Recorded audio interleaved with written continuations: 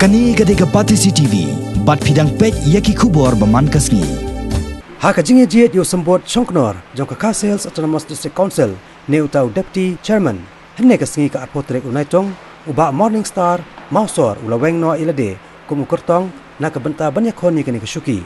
Hasua ban sedang ka dorbar, bat uba Equator nongrang, ubalong UMDC kaseng UDP na Mairang Constituency. Ula job dah kebasok ia kesyuki Deputy Chairman jong ke KHADC. Kani kesyuki Deputy Chairman KHADC kala theli hadian bala eno ia kani kesyuki da UMDC kaseng Kongres na po seora Constituency. Uba Donovan Karwan lang hakini kisnem bala lain.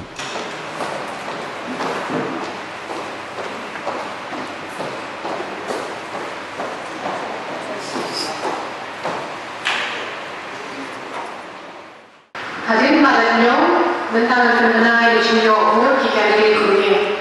Di Teiñwell Dkhar, Khadc votes, Thymmai dan Shella votes, bagi asal belum ada. Nama di Teiñwell Dkhar yang vote kami vote, kumpang akan menang. Melaju jadi kemudian Thymmai dan Khadc Autonomous District Council tentang Khadc ini merupakan syukur Shella.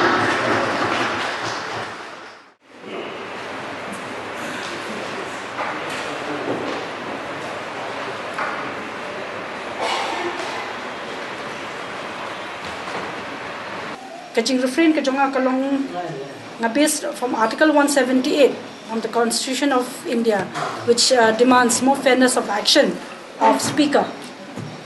Kadiman of fairness of action from the Speaker, because hangni ni iba mentakasni la chair ka House the pro term chairman, which she has been made a party in this particular case, and she's respondent number 3.